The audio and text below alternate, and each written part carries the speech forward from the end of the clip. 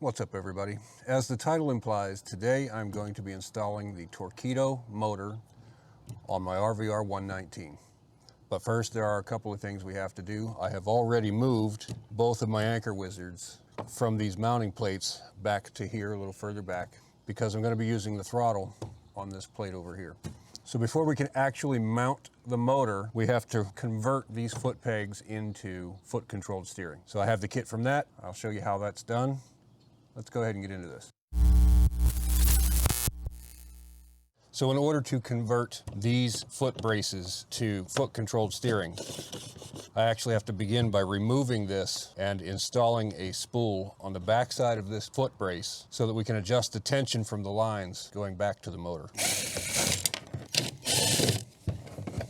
Removal is just that simple. It's just 2 1/4 20 bolts. Unlock it, take it off, and then you can work directly with this. So to convert the foot braces to foot controlled steering, we have to install this spool on the back side of the foot pedal.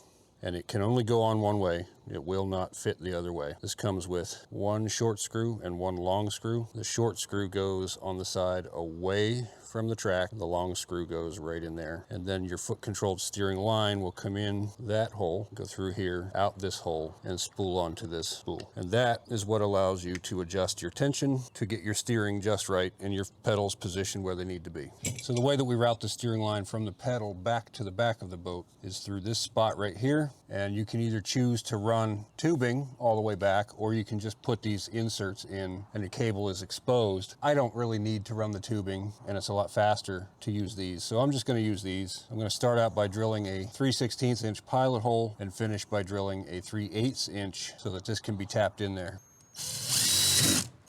Now, as I said, I'm going to ream that out a little bit. And now this little insert will just tap in there real nice and neat. Before I put that in there, I'm going to run the line though. That'll make it easier. Now at the back of the boat, these molded wings that come up alongside the access point, these are where the steering lines will come out for the Torqeedo motor. So I'm going to do the same thing back here. I'm going to begin by drilling the 3/16, and you put this right dead center on that.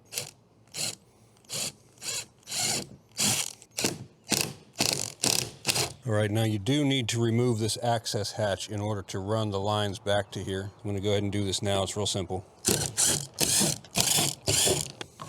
And this spectra cord is somewhat rigid. You can pretty much shape it however you want and it'll maintain that. So if you straighten it out and run it back through, it should come right back through here. All right, so I can see my spectra cord down in there. Just bring that up through, and then there it is. All right, so the next step is to take this end cap and thread it onto the spectra cord, and then that just pushes in there. Nice and neat. Now the next step is to put this end cap on the front up here by the steering. Once again, that just pushes in there all nice and neat. That goes through there. Tie an overhand knot.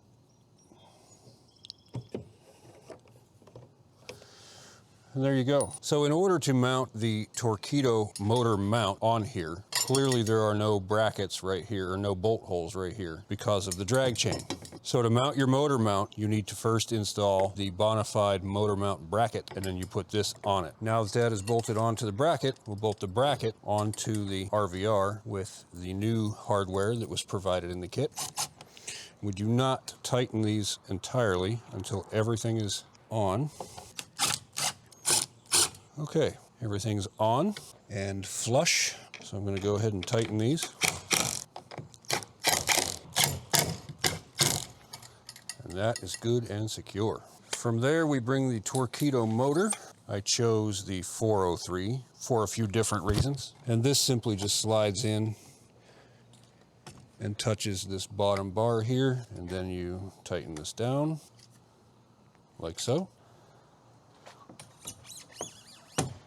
Motor just drops down basically like a trolling motor, and there's a pull line that attaches here, and when you want to retract it, you just pull on the line and it comes up and retracts. All right, well, after a bunch of trial and error, the final result looks like this. So I have the Torqeedo throttle on the left mounting plate for the RVR. I moved the rear anchor wizard back to here, and I have some Yak Attack eyelets routing the throttle cable around so that it doesn't get stuck in the corner of the seat here and get pinched. And then it comes back here, zip tied to the handle, and it will attach to the battery in that spot. As far as the rear anchor wizard goes, I am not able to use it as a drag chain because it interferes with the motor. So what I have done is I have rigged the anchor wizard to actually raise and lower the motor, as you can see there. And lowering is just a matter of releasing it.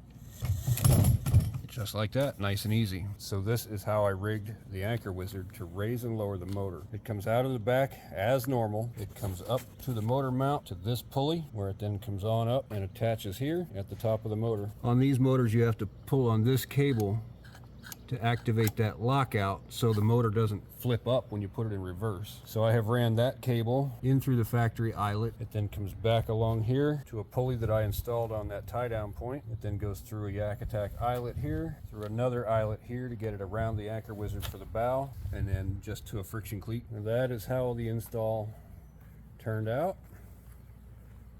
Now it's going to be time to go down to the water and give it a nice little test. All right, well, I think I still need to tweak the seat and pedals a little bit and get my weight distribution proper, but I now have the motor running really well. So I'm going to give it a full speed run and we'll see what's going on here.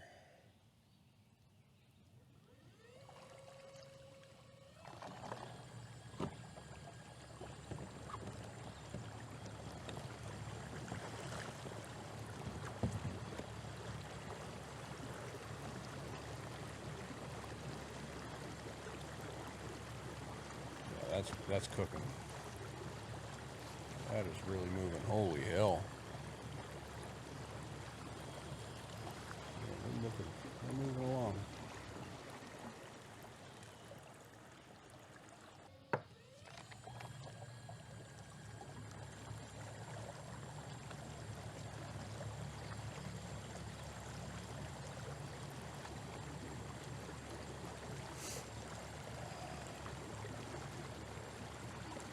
$5 miles an hour, huh?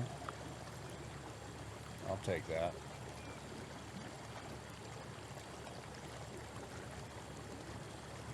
I will definitely take 5 miles an hour.